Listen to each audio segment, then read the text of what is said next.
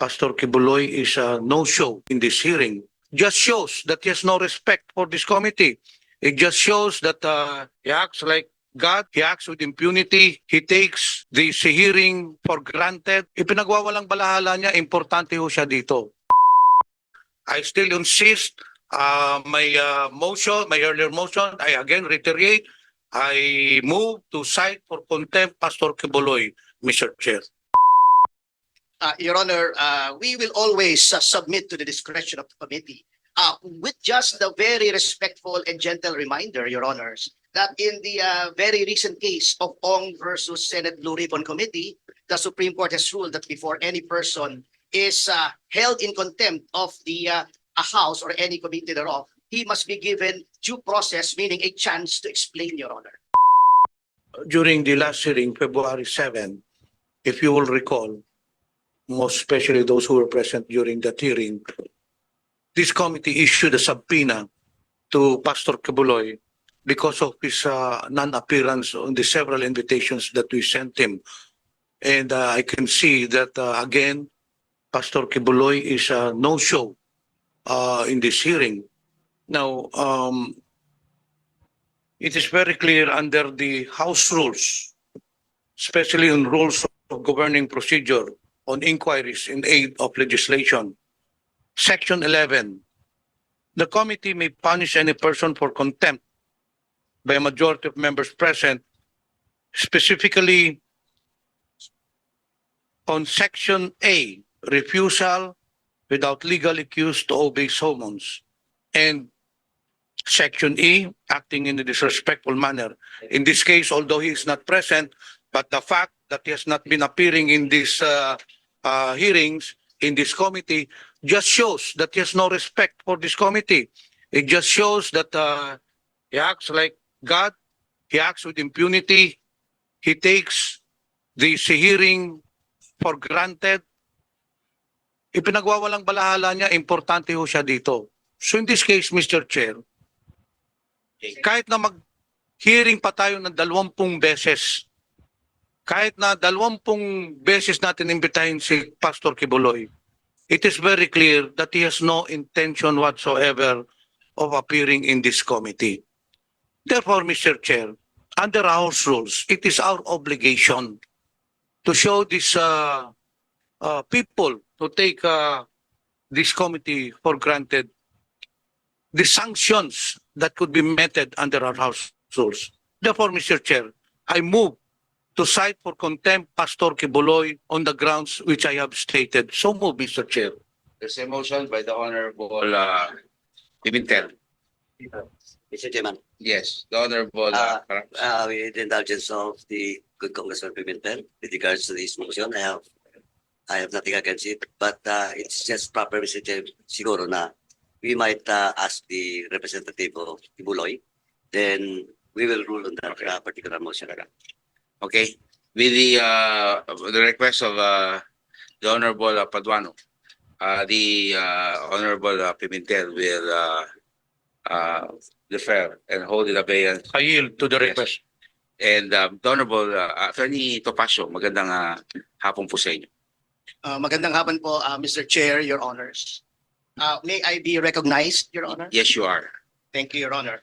Your Honor, with respect to the motion and with all due respect, we believe we have provided legal justification for the non-presence of Pastor Apollo Quiboloy in our letter to the committee, Your Honor, wherein the gist of it states that based on the previous hearings of this honorable committee, we have an idea of the information being required, and we have stated in this letter, Your Honors, very respectfully, that Pastor Quiboloy for around 4 years now has had no hand whatsoever in the running of SMNI, whose franchise is under consideration, Your Honor. Instead, to show our good faith and our due respect to this honorable committee, and to show that we are not evading the subpoena, Your Honors, we have brought with us 3 persons who are in the best position, more than Pastor Quiboloy, and who have been the ones active since 2022 in the affairs of the kingdom of Jesus Christ,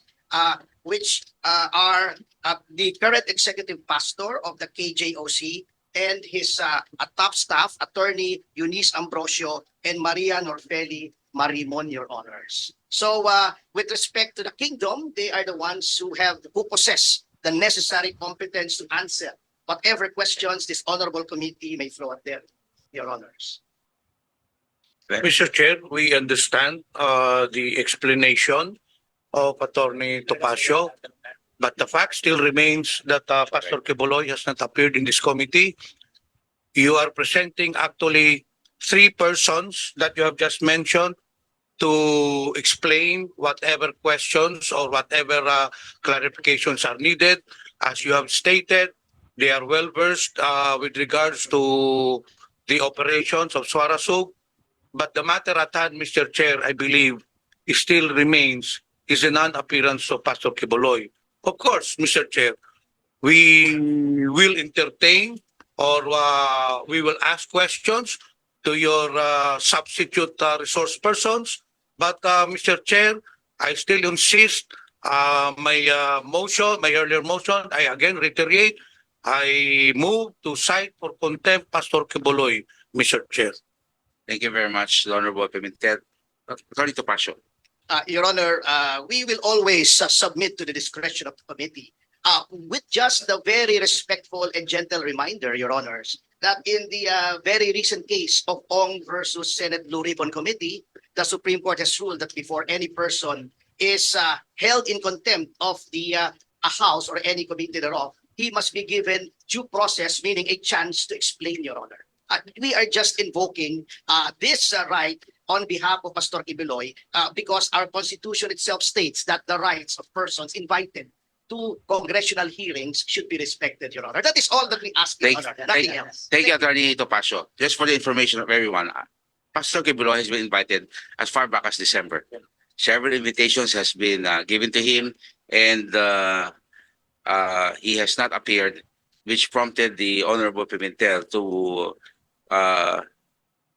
he filed a motion for him to for us to subpoena Pastor Quiboloy because of his non-appearance in previous hearings. So I think as far as due process is concerned, we have complied with. As a matter of fact, because of his absence, I'm so familiar already with Attorney Mark Tolentino. Okay, and I'm of course the idol of everyone, the guy that invented the rules of the House, the Honorable Rolex Suplico, who is also here, who I used to read in the newspapers when I was in elementary.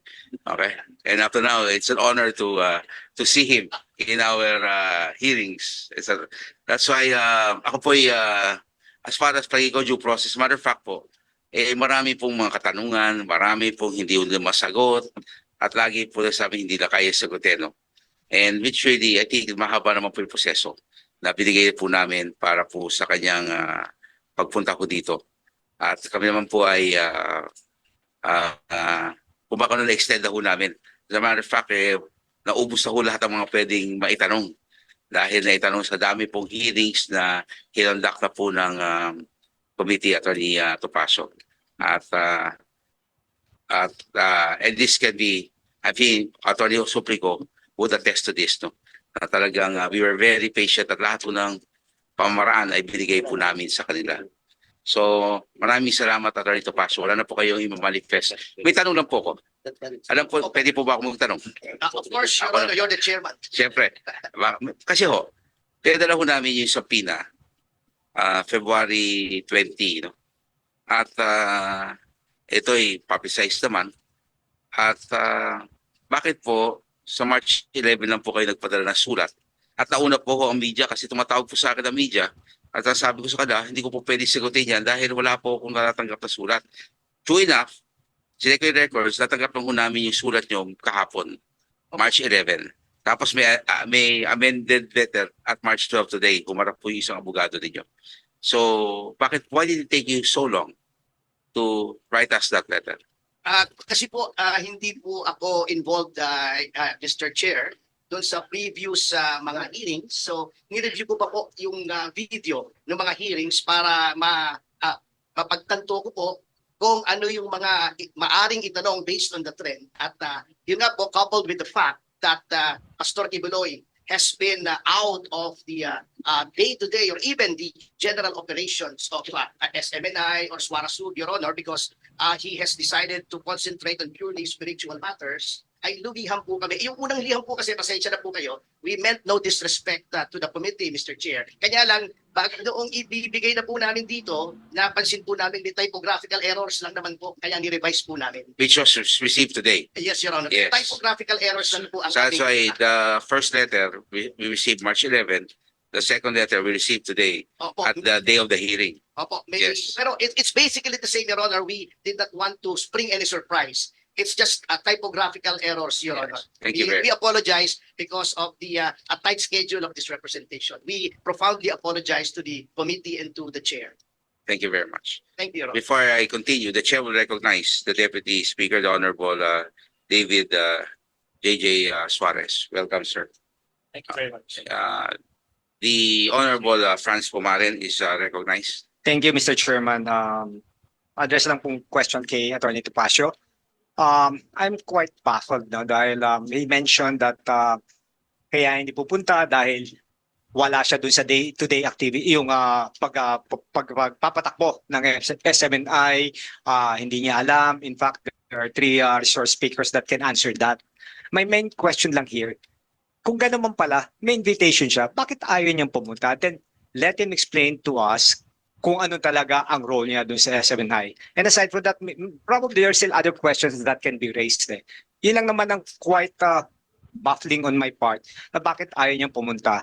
Na kung confident naman siya na he has no idea how yung SMNI operates day-to-day basis. Yun lang po, Mr. Chairman. May I respond, Mr. Chair? Actually po, at wag niyo na pong sisihin si Pastor, ako na pong sisihin niyo, Honorable Franz Pumaren, sapagkat ako po yung nagpayo sa kanya. While the details of the advice may be covered by lawyer-client privilege, ako po yung sabi kay Pastor na since ang nakikita ko po sa trend ay tungkol naman sa alleged violations ng prangkisa ng SMNI, ay since wala naman po kayong kinalaman at ang inyong titulo na honorary chairman ay purely honorific as the name suggests, sabi ko upang hindi naman paipakita naman natin na ginagalang po natin yung proseso ng kagalang-galang na committee ito, ay tayo na po magdala ng mga tao na maaaring makasagot dun sa mga yon. Ngayon po, I want to take this opportunity with the kind indulgence of my congressman in Parañaque, the chair.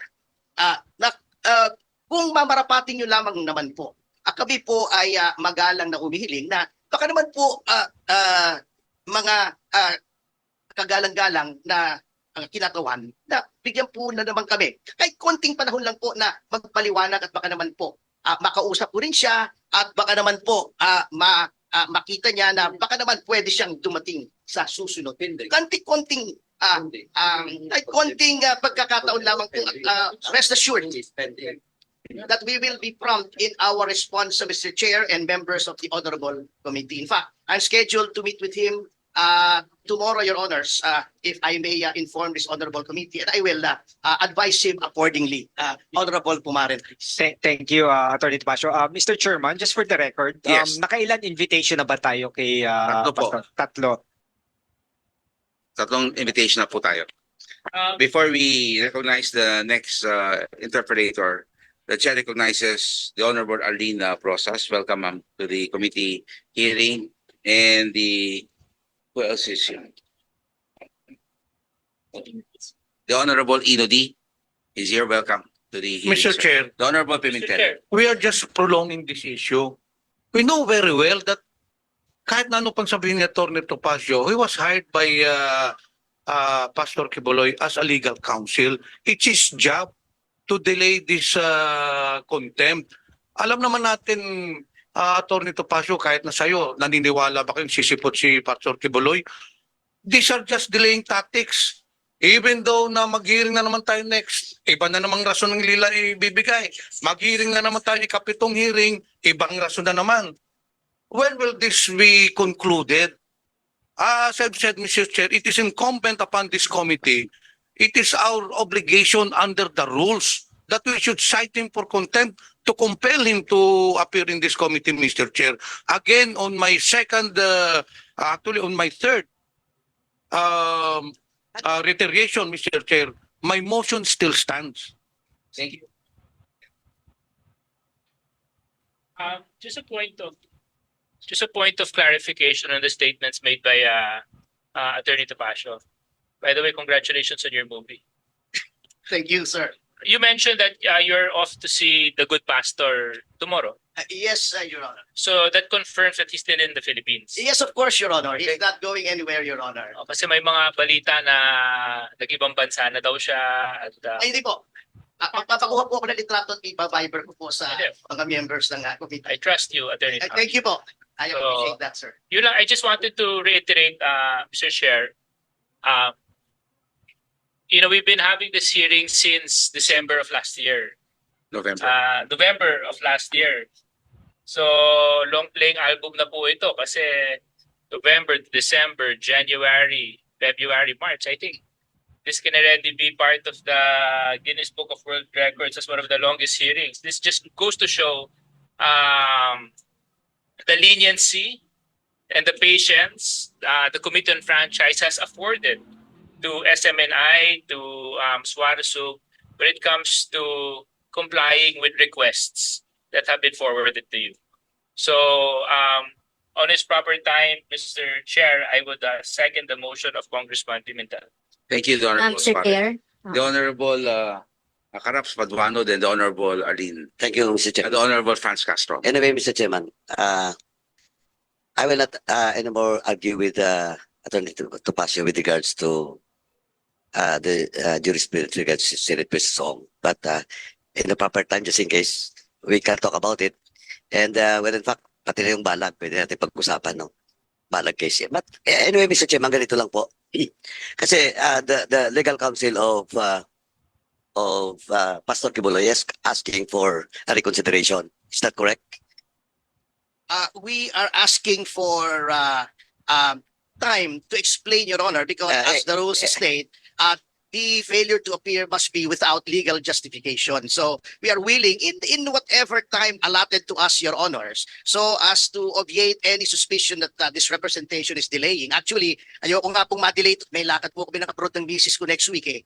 Pero kung kinakailangan po ay isakripisyo po natin yon. Ngunit I also understand the misgivings of the Honorable Johnny Pimentel that indeed these hearings have been going on for quite some time. But ang akin lamang po, Your Honor, is perhaps the committee would rather err on the side of constitutional rights rather than expediency. Yun naman po ang aking humble appeal sa chair at saka sa mga miyembro ng committee ito. Salamat po.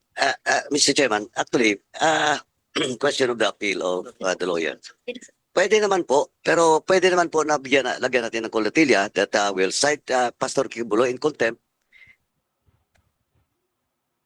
But it will be lifted depending on the cooperation of Pastor Quiboloy because we have done that for the past several contempt orders. But still, Pastor Quiboloy will be cited in contempt in today's hearing.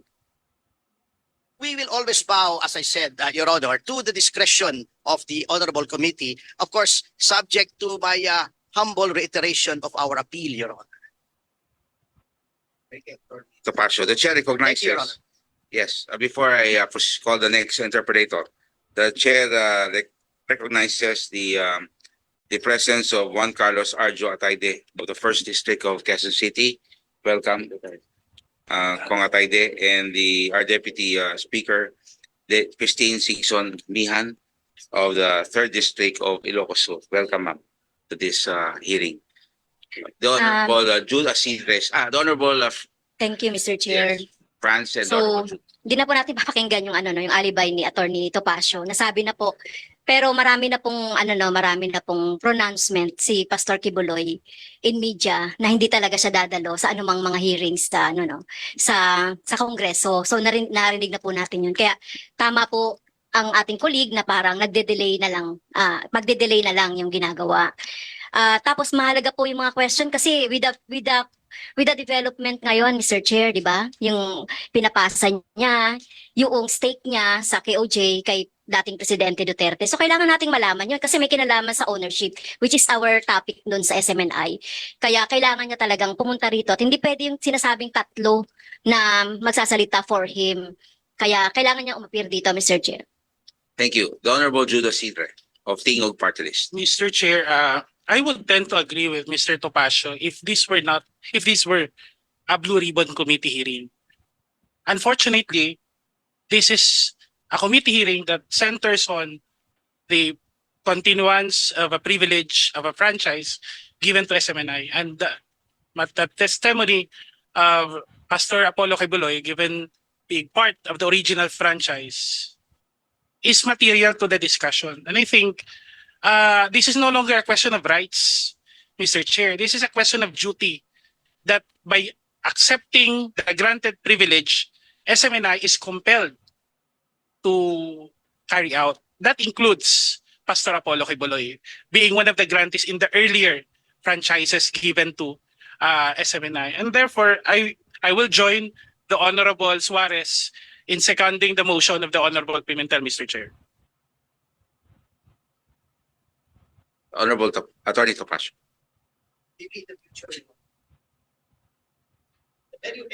We'll pray on that. Levity aside, Your Honors, with all due respect to the good Congressman Isidre, the ruling of the Supreme Court applies to all hearings, either of the Senate or of the House of Representatives. Secondly, with respect to the point of the good Congresswoman Franz Castro, the same is well taken actually, Your Honors. As in fact, in the case of Senate versus Ermita, the Supreme Court said that the questions and the proposed legislation should be attached to the subpoena. The proposed legislation is already public, so that is out there, Your Honors. But perhaps, Representative Castro, if we could be furnished proposed questions, and if these questions cannot be answered by the three representatives here, and we are invoking this with all due respect, based on the doctrine of Senate versus Ermita, then we can determine, and then, well, Your Honors, if the legal justification provided by Pastor Quiboloy is not sufficient in the eyes of this committee, then, of course, it may proceed according to its rules. But in the meantime, again, we apologize for taxing the patience of the committee. We again humbly appeal for due process in this case, Your Honors. Thank you very much. Chairman.